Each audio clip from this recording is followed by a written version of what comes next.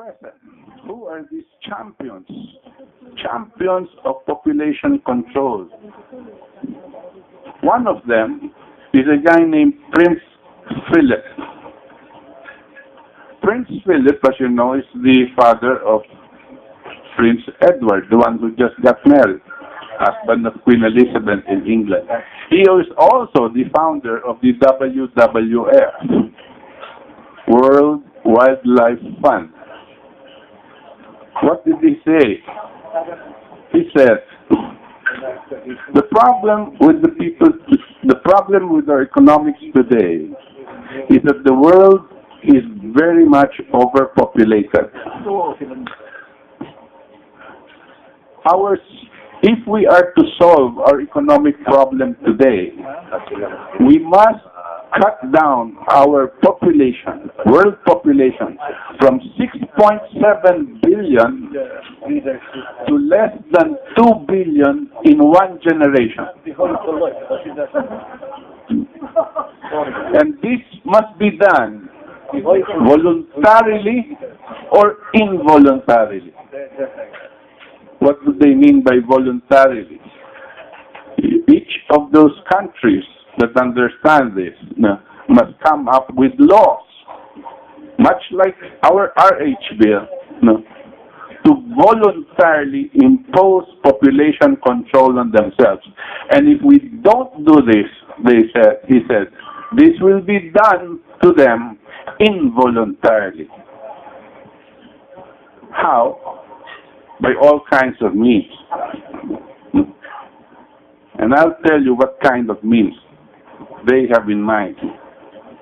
Wars, disease, famine, economics, all kinds.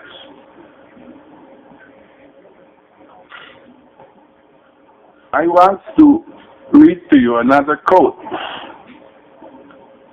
from a guy named Bertrand Russell. He is also a relatively modern philosopher, and many of our so-called intellectuals in the different universities follow this guy. He says,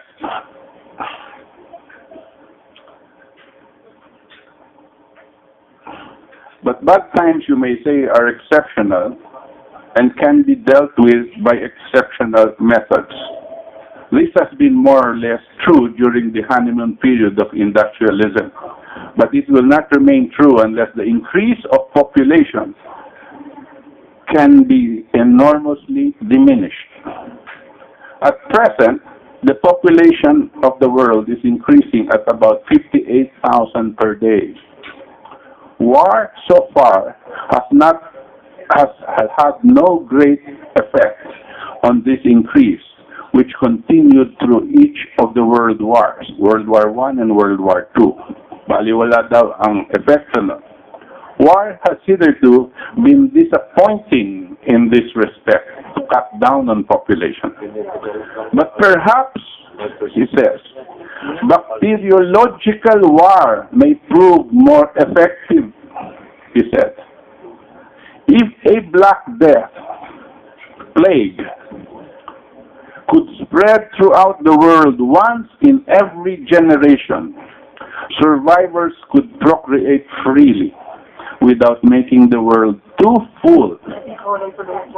The state of affairs may be somewhat unpleasant, but what of it? So what, he says. Really, high-minded people, so-called intellectuals, are indifferent to happiness, especially other people's.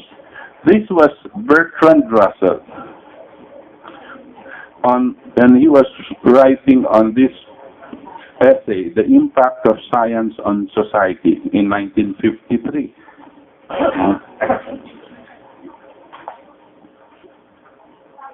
Another quote from Prince Philip, the WWF founder, the champion of environmentalism. Prince Philip says, if reincarnation were true, I would like to be reincarnated as a especially deadly virus.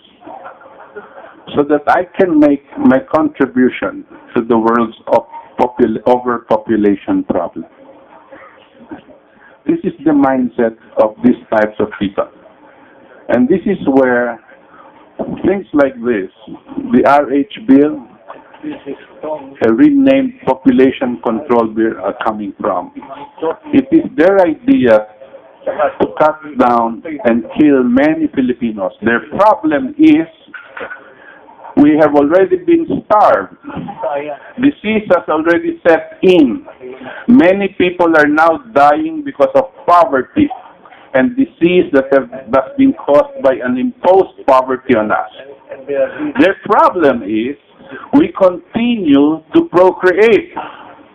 So they have to stop it on that end as well. While they're killing the people now because of starvation, they don't want us to procreate so that they can really bring down our population dramatically. This is where the evil is coming from. This event, despite the fact that the mainstream media chose to ignore it, and as you know, all such institutions, you've got government, big business, mainstream media,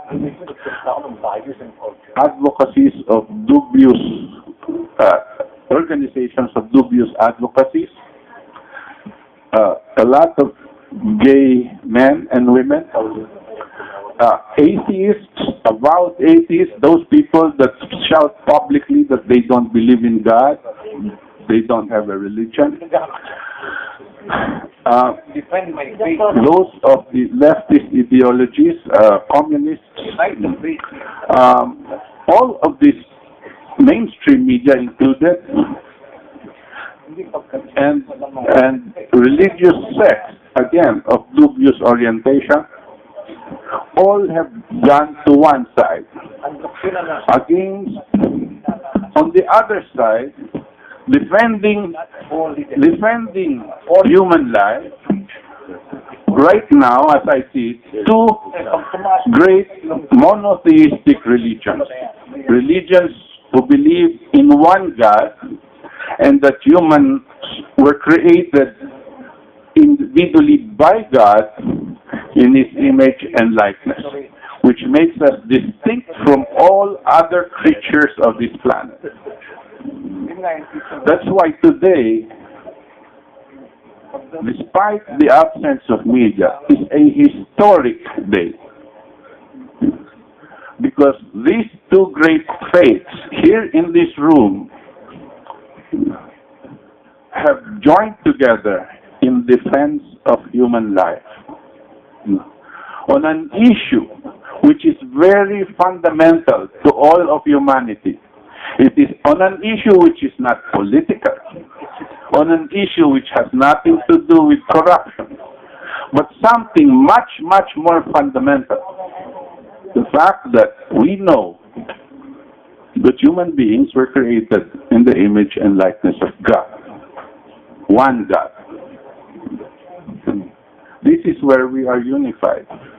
This is where we express our solidarity. Okay. Now, you must understand what's going on around the world. There is a campaign. There is a campaign against what they call clash of civilizations. Many people believe in the United States and in Europe, in England, they want to believe that the enemy of the Western world is the whole Muslim world. And the Muslim world are terrorists. And others that are fomenting this in the Muslim world are creating actual terrorists to do harm to the rest of the world. This is being fomented. This is what we call the involuntary move for depopulation, to create a great war. But this move here in this room is significant.